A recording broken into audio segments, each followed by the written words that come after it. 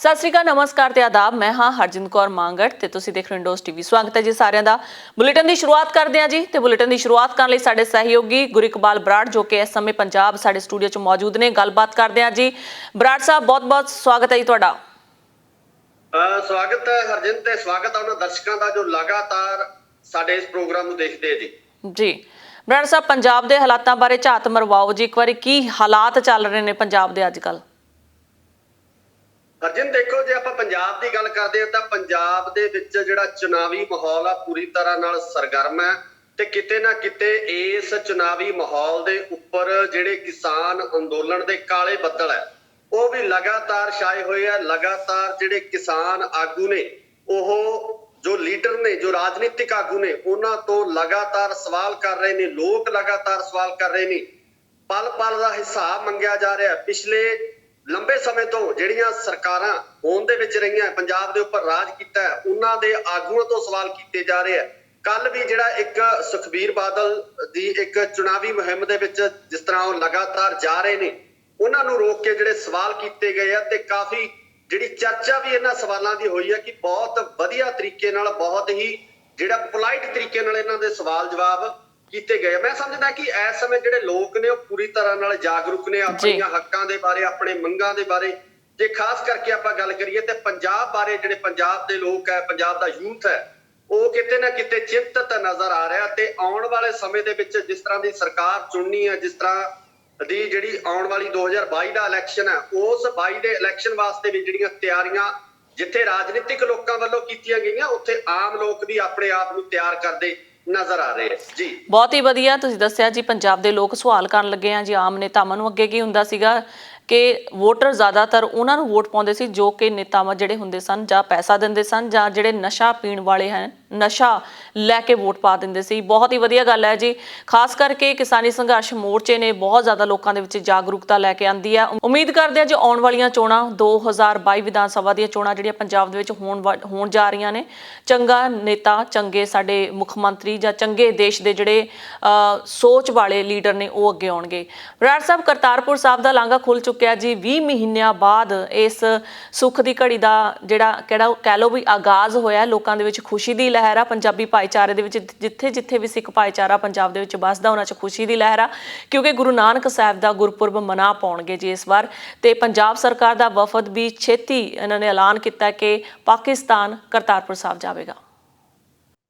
ਬਿਲਕੁਲ ਹਰਜਿੰਦ, ਜਿਹੜਾ ਕੋਵਿਡ ਦਾ ਦੌਰ ਲੰਘਿਆ, ਇਸ ਦੌਰ ਨੇ ਆਮ ਲੋਕਾਂ ਨੂੰ ਬਹੁਤ ਕੁਝ ਸਿਖਾਇਆ, ਦੁਨੀਆ ਨੂੰ ਬਹੁਤ ਕੁਝ ਸਿਖਾਇਆ। ਕਿਤੇ ਨਾ ਕਿਤੇ ਜਿਹੜਾ ਲੋਕਾਂ ਨੂੰ ਘਰਾਂ ਦੇ ਵਿੱਚ ਬੰਦ ਹੋ ਕੇ ਰਹਿਣਾ ਪਿਆ, ਸਰਹੱਦਾਂ ਬੰਦ ਹੋ ਗਈਆਂ, ਇੱਕ ਦੇਸ਼ ਤੋਂ ਦੂਜੇ ਦੇਸ਼ ਜਾਣ ਦਾ ਜਿਹੜਾ ਸੁਪਨਾ ਸੀ ਜਾਂ ਜਿਹੜੇ ਜਾਣਾ ਚਾਹੁੰਦੇ ਸੀ ਉਹਨਾਂ ਵਾਸਤੇ ਬਹੁਤ ਵੱਡੀ ਜਿਹੜੀ ਸਮੱਸਿਆ ਜਿਹੜੀ ਆਈ ਸੀ।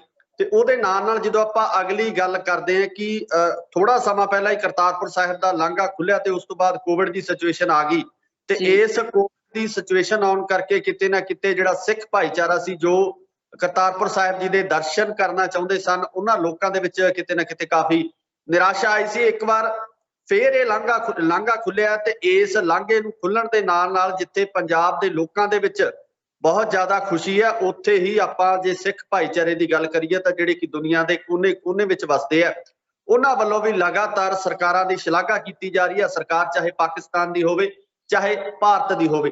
ਸੋ ਇਸ ਈਵੈਂਟ ਨੂੰ ਲੈ ਕੇ, ਇਸ ਧਾਰਮਿਕ ਜਿਹੜਾ ਆਪਣਾ ਗੁਰਪੁਰਬ ਆ ਰਿਹਾ, ਇਸ ਨੂੰ ਲੈ ਕੇ ਕਿਤੇ ਨਾ ਕਿਤੇ ਆਮ ਲੋਕ ਬਹੁਤ ਜ਼ਿਆਦਾ ਉਤਸ਼ਾਹਿਤ ਨੇ।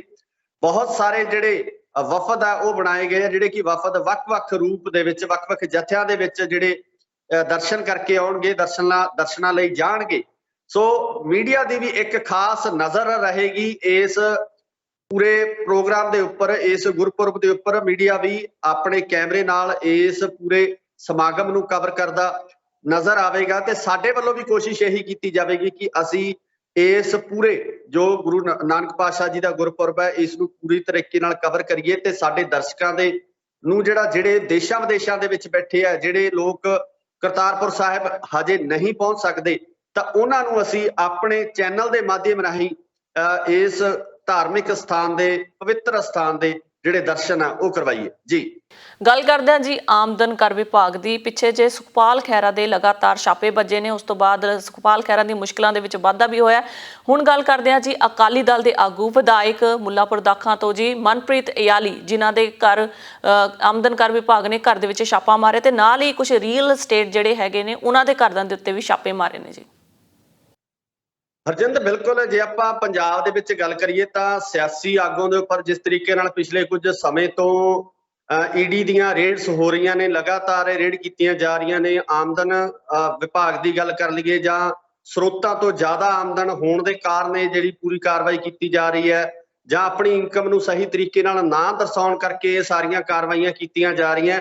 ਇਸੇ ਲੜੀ ਦੇ ਵਿੱਚ ਸੁਖਪਾਲ ਖਹਿਰਾ ਤੋਂ ਬਾਅਦ ਹੁਣ ਮਨਪ੍ਰੀਤ ਇਆਲੀ ਵੀ ਈਡੀ ਦੀ ਕੜਿੱਕੀ ਦੇ ਵਿੱਚ ਆਉਂਦੇ ਨਜ਼ਰ ਆ ਰਹੇ ਨੇ, ਕਿਉਂਕਿ ਬਹੁਤ ਵੱਡੀ ਗਿਣਤੀ ਦੇ ਵਿੱਚ ਸੁਰੱਖਿਆ ਫੋਰਸਾਂ ਦੇ ਨਾਲ ਉੱਚ ਅਧਿਕਾਰੀ ਜਿਹੜੇ ਪਹੁੰਚੇ ਸੀ, ਉਹਨਾਂ ਅਧਿਕਾਰੀਆਂ ਵੱਲੋਂ ਮਨਪ੍ਰੀਤ ਇਆਲੀ ਦੇ ਪੂਰਾ ਸਿਸਟਮ ਹੈ, ਉਹਨਾਂ ਦਾ ਜੋ ਬਿਜ਼ਨਸ ਹੈ, ਉਸ ਨੂੰ ਚੈੱਕ ਕਰਨ ਵਾਸਤੇ ਜਿਹੜੀ ਲਗਾਤਾਰ ਕਾਰਵਾਈਆਂ ਕੀਤੀਆਂ ਜਾ ਰਹੀਆਂ ਨੇ। ਜਿਹੜੀ ਖਬਰ ਨਿਕਲ ਕੇ ਆਈ ਹੈ ਉਹਦੇ ਵਿੱਚ ਕੀ ਇਹ ਆਇਆ ਕਿ ਸੀਆਰਪੀਐਫ ਦੀਆਂ ਜਿਹੜੀਆਂ ਟੁਕੜੀਆਂ ਸਪੈਸ਼ਲ ਲਗਾਈਆਂ ਗਈਆਂ, ਉਹਨਾਂ ਨੂੰ ਦਿੱਲੀ ਤੋਂ ਹੀ ਲਿਆਂਦਾ ਗਿਆ ਤੇ ਇੱਥੇ ਜਿਹੜੀ ਭਾਰੀ ਮਾਤਰਾ ਦੇ ਵਿੱਚ ਜਿਹੜੇ ਆਫੀਸਰ ਸੀਗੇ, ਉਹਨਾਂ ਆਫੀਸਰਸ ਵੱਲੋਂ ਲਗਾਤਾਰ ਮਨਪ੍ਰੀਤ ਇਆਲੀ ਦੇ ਜਿਹੜੇ ਖਾਤੇ ਨੇ ਜਾਂ ਉਹਨਾਂ ਦੇ ਬਿਜ਼ਨਸ ਨੇ ਉਹਨਾਂ ਨੂੰ ਖੰਗਾਲਿਆ ਜਾ ਰਿਹਾ। ਕਿਸ ਤਰੀਕੇ ਦੀ ਕਾਰਵਾਈ ਹੁੰਦੀ ਹੈ ਤਾਂ ਸਮਾਂ ਦੱਸੇਗਾ, ਪਰ ਇਹਦੇ ਨਾਲ ਮਨਪ੍ਰੀਤ ਇਆਲੀ ਤੇ ਜਿੱਥੇ ਇਹ ਗਾਜ ਡਿੱਗੀ ਹੈ ਉੱਥੇ ਹੋਰ ਵੀ ਜਿਹੜੇ ਰੀਅਲ ਸਟੇਟ ਦੇ ਬਿਜ਼ਨਸ ਨੇ, ਉਹਨਾਂ ਦੇ ਜੋ ਮਾਲਕ ਨੇ, ਉਹਨਾਂ ਦੇ ਉੱਪਰ ਵੀ ਕਿਤੇ ਨਾ ਕਿਤੇ ਜਿਹੜੀ ਇਹ ਜਾਂਚ ਹੈ ਜਿਹੜੀ ਉਹ ਕੀਤੀ ਜਾਵੇਗੀ। ਮਨਪ੍ਰੀਤ ਇਆਲੀ ਬਾਰੇ ਥੋੜਾ ਮੈਂ ਦੱਸਣਾ ਚਾਹਾਂਗਾ ਕਿ ਮੁੱਲਾਪੁਰ ਤੋਂ ਵਿਧਾਇਕ ਨੇ, ਆਪਣਾ ਇੱਕ ਚੰਗਾ ਰੁਤਬਾ ਸ਼੍ਰੋਮਣੀ ਅਕਾਲੀ ਦਲ ਦੇ ਵਿੱਚ ਰੱਖਦੇ ਆ, ਸੁਖਬੀਰ ਬਾਦਲ ਦੇ ਬਹੁਤ ਜ਼ਿਆਦਾ ਨੇੜਲੇ ਇਹ ਸਾਥੀ ਨੇ। ਸੋ ਹੁਣ ਕਿਸ ਤਰ੍ਹਾਂ ਦੀ ਈਡੀ ਵੱਲੋਂ ਕਾਰਵਾਈ ਕੀਤੀ ਜਾਂਦੀ ਹੈ, ਕਿਸ ਤਰ੍ਹਾਂ ਦੇ ਪੇਪਰਸ ਉਹਨਾਂ ਨੂੰ ਜਾਂਚ ਦੌਰਾਨ ਮਿਲਦੇ ਆ, ਕਿੱਦਾਂ ਦੇ ਲੂਪ ਹੋਲਸ ਉਹਨਾਂ ਨੂੰ ਮਿਲਦੇ ਆ, ਇਹ ਆਉਣ ਵਾਲੇ ਦਿਨਾਂ ਦੇ ਵਿੱਚ ਮੈਨੂੰ ਲੱਗਦਾ ਹੈ ਹਰਜਿੰਦ ਖੁਲਾਸਾ ਹੋ ਜਾਣਾ ਜੀ। ਜੀ ਬਰਾੜ ਸਾਹਿਬ, ਜਦੋਂ ਵੀ ਆਪਾਂ ਗੱਲਬਾਤ ਕਰਦੇ ਆ ਤਾਂ ਕਿਸਾਨਾਂ ਦਾ ਜ਼ਿਕਰ ਹਮੇਸ਼ਾ ਹੁੰਦਾ ਹੈ। 26 ਨਵੰਬਰ ਬਹੁਤ ਹੀ ਜਲਦ ਆਉਣ ਵਾਲਾ, ਜਿਹੜਾ ਕਿ ਕਿਸਾਨਾਂ ਨੇ ਐਲਾਨ ਕੀਤਾ ਸੀ ਕਿ ਸੰਸਦ ਵੱਲ ਮਾਰਚ ਕਰਾਂਗੇ। ਸੋ ਕਿਸਾਨਾਂ ਦੀਆਂ ਕਿਹੋ ਜਿਹੀਆਂ ਤਿਆਰੀਆਂ ਚੱਲ ਰਹੀਆਂ ਨੇ ਜੀ 26 ਨਵੰਬਰ ਦੀ ਤਿਆਰੀ ਨੂੰ ਲੈ ਕੇ? ਹਰਜਿੰਦ ਦੇਖੋ, ਕਿਸਾਨਾਂ ਦੇ ਵਿੱਚ ਜੇ ਆਪਾਂ ਗੱਲ ਕਰੀਏ ਤਾਂ ਜੋਸ਼ ਦੀ ਕੋਈ ਕਮੀ ਨਹੀਂ ਹੈ। ਲਗਾਤਾਰ ਕਿਸਾਨ ਮੋਰਚੇ ਵੱਲ ਕਿਸਾਨ ਪੰਜਾਬ ਤੋਂ ਜਾ ਰਹੇ ਨੇ। ਲਗਾਤਾਰ ਕਿਸਾਨਾਂ ਵੱਲੋਂ ਆਪਣੇ ਵੱਖ-ਵੱਖ ਸਮਿਆਂ ਦੇ ਉੱਪਰ ਆਪਣੀ ਹੋਂਦ ਨੂੰ ਦਰਸਾਉਣ ਵਾਸਤੇ ਜਿਹੜੀਆਂ ਕਾਲਸ ਆ ਉਹ ਦਿੱਤੀਆਂ ਜਾ ਰਹੀਆਂ। ਜਿਸ ਤਰੀਕੇ ਨਾਲ 26 ਦੀ ਕਾਲ ਦਿੱਤੀ ਗਈ ਹੈ, ਅਸੀਂ ਸਿਰਫ ਇਹੀ ਦੁਆ ਕਰਦੇ ਹਾਂ ਕਿ ਇਸ 26 ਨਵੰਬਰ ਨੂੰ ਜਿਹੜਾ ਕਿਸਾਨਾਂ ਦਾ ਜੋ ਵਫਦ ਹੈ, ਜੋ ਇਹਨਾਂ ਨੇ ਟੀਚਾ ਰੱਖਿਆ, ਉਹ ਸ਼ਾਂਤੀਪੂਰਵਕ ਉਸ ਟੀਚੇ ਨੂੰ ਪ੍ਰਾਪਤ ਕਰ ਸਕਣ। ਇਹ 26 ਨਵੰਬਰ 26 ਜਨਵਰੀ ਵਾਂਗ ਜਿਹੜੀ ਉਹ ਨਾ ਬਣੇ, ਉਸ ਤਰ੍ਹਾਂ ਦੀਆਂ ਕਾਰਵਾਈਆਂ ਨਾ ਹੋਣ, ਇਹੀ ਅਸੀਂ ਅਰਦਾਸ ਕਰਦੇ। ਤੇ ਕਿਸਾਨ ਆਗੂਆਂ ਵੱਲੋਂ ਵੀ ਲਗਾਤਾਰ ਇਸੇ ਤਰ੍ਹਾਂ ਦੀਆਂ ਕੋਸ਼ਿਸ਼ਾਂ ਕੀਤੀਆਂ ਜਾ ਰਹੀਆਂ ਨੇ ਕਿ ਉਹ ਇਸ ਨੂੰ ਪੂਰਨ ਤਰੀਕੇ ਨਾਲ, ਪੂਰਨ ਸ਼ਾਂਤਮਈ ਤਰੀਕੇ ਨਾਲ ਇਸ ਨੂੰ ਕਰ ਸਕਣ ਜੀ। ਬਰਾੜ ਸਾਹਿਬ, ਉਮੀਦ ਕਰਦੇ ਹਾਂ ਕਿ ਕਿਸਾਨਾਂ ਵੱਲੋਂ ਪਾਈ ਹੋਈ ਪਿਰਤ 26 ਨਵੰਬਰ ਦੀ ਸਫਲ ਹੋਵੇ ਤੇ ਕਿਸਾਨਾਂ ਦੇ ਵੱਲੋਂ ਕੀਤੀਆਂ ਜਾ ਰਹੀਆਂ ਗਤੀਵਿਧੀਆਂ ਜਿਹੜੀ ਸਰਕਾਰ ਹੈ ਉਹਨਾਂ ਦੇ ਤੱਕ ਪਹੁੰਚਣ ਤੇ ਸਰਕਾਰ ਦੀਆਂ ਅੱਖਾਂ ਖੁੱਲਣ ਤੇ ਤਿੰਨੋਂ ਕਾਲੇ ਕਾਨੂੰਨ ਜਿਹੜੇ ਹੈਗੇ ਨੇ ਜਲਦ ਤੋਂ ਜਲਦ ਰੱਦ ਹੋਣ। ਧੰਨਵਾਦ ਜੀ ਤੁਹਾਡਾ, ਬਹੁਤ-ਬਹੁਤ ਸ਼ੁਕਰੀਆ ਜੀ। ਸੋ ਦਰਸ਼ਕੋ, ਸਮਾਂ ਚੱਲਿਆ ਤੁਹਾਡੇ ਤੋਂ ਵੀ ਇਜਾਜ਼ਤ ਲੈਣ ਦਾ। ਨਵੇਂ ਤੇ ਤਾਜ਼ਾ ਖਬਰਾਂ ਲਈ ਦੇਖਦੇ ਰਹੋ ਇੰਡਸਟਰੀ ਆਸਟ੍ਰੇਲੀਆ। ਧੰਨਵਾਦ।